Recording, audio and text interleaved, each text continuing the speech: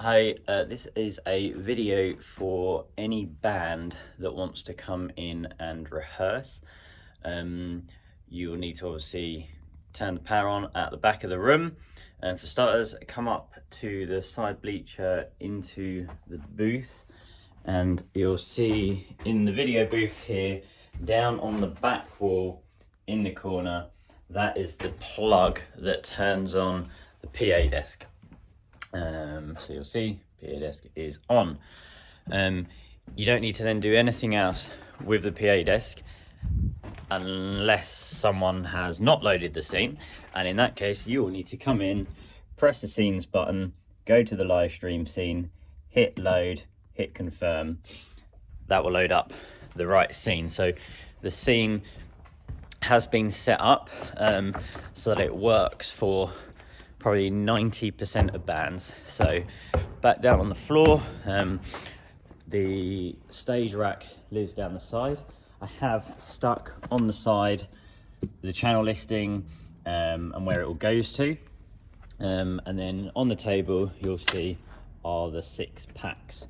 Please make sure everything gets put back there, otherwise the next group that comes in, or on a Sunday, they're not going to know where things are. So what I've done to try and make it super simple is the drums, if they're not on stage, will be behind the backdrop, so not down the sides but behind. We must make sure things are not put down the sides because it blocks the fire escape.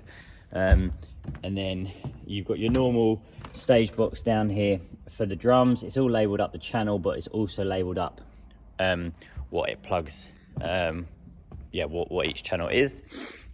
And then what I'm doing down on the floor, so this is just to give you an idea of the space. So to the left of the drum kit as we're looking at it, down on the floor is another stage box. What I'm doing, you'll see, is leaving the relevant cables with the DI boxes there in situ, so that we're not having to get them in and out every time. So please make sure they're just coiled up nicely and put back like this.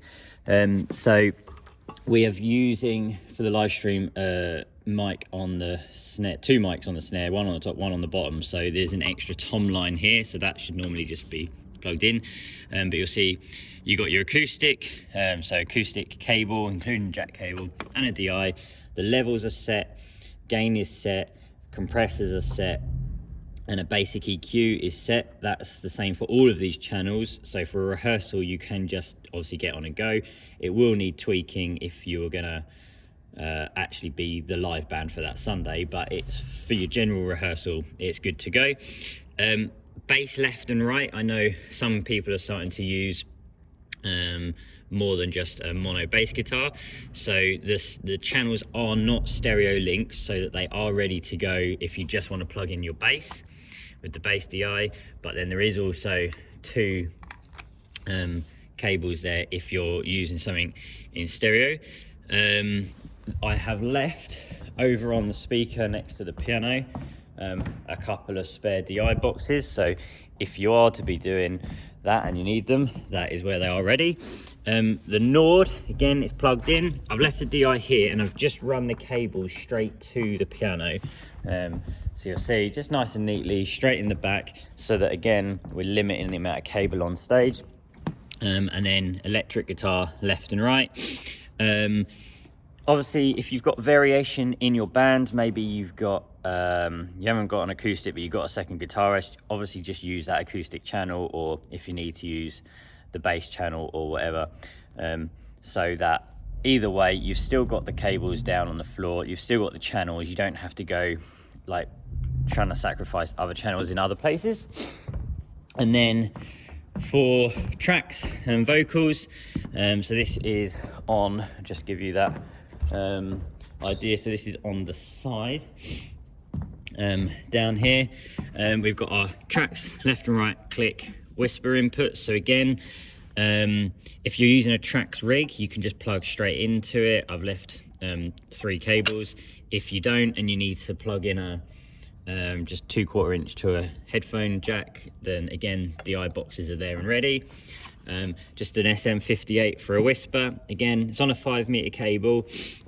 If you need to run that round to the other side of the stage, then use one of these 10s that I've left with the vocal mics, run it around the back of the stage, just obviously be careful of the backdrop.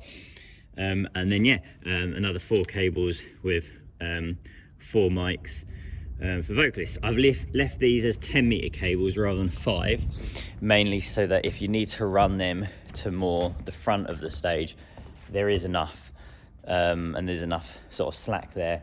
Everything else I'm trying to use as 5s, just so that we're not having spaghetti junction off the back. So in theory, you can rock up and go.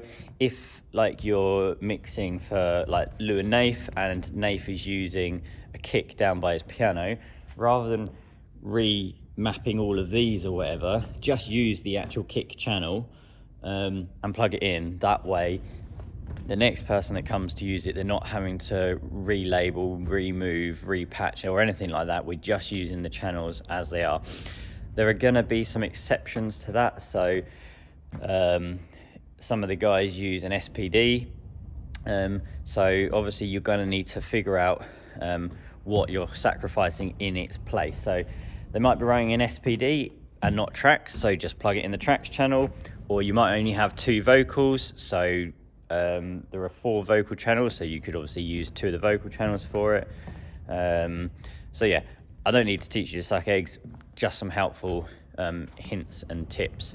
I will just quickly show you. So obviously we've just talked about putting the stage back, so you'll see nice clear stage, piano's there, the tracks re is there, but nothing else is on stage, no cables or anything. So at the end of it, if you've grabbed mic stands out, please do not put them in the nice clear section, and please do not put any band instrument cases along the sides. The whole idea of this is to protect the backdrop, not to lean stuff up against it. You have the whole of around the back and under the bleachers for putting drum cases, guitar cases, flight cases, or whatever you need. So this is where our cable trunk still lives, and our mic stand box. So obviously at the end of the night, please put the microphones back on the floor off the side of the stage with the cable neatly wrapped up, and put the mic stands back in the mic stand box. Again, if you've used any extra piano stands, put them back up around here. Some of it's health and safety, fire escapes, all of that sort of stuff. Some of it is because of the amount of use that the room is now getting. We can't always get back in to tidy up and put things back, so it really relies on you guys watching this video to take ownership of that. And the last thing to say, cameras and camera cables obviously cost quite a bit of money. We've already had a couple of occasions where the cables have got a few little nicks out of them where people just stand on it. So please take care, step over cables, not onto cables, because we are literally talking thousands of pounds of cable and time to rectify that. Yeah, make sure you turn the video booth plugs back off and turn the switch back off. Don't overwrite the scene, because then you screwed it up for the next lot of people. You just use it for your rehearsal. If you are the band that is on and you have a sound engineer with you, so this video is for sound engineers as well, obviously you can save the scene as a new scene. I am going to periodically clear that out just to try and keep on top of not having thousands of scenes that all getting adapted and changed and then end up not working properly. So that's that. I've realized I'm now spinning around in circles, so this video might freak you out slightly, but have fun.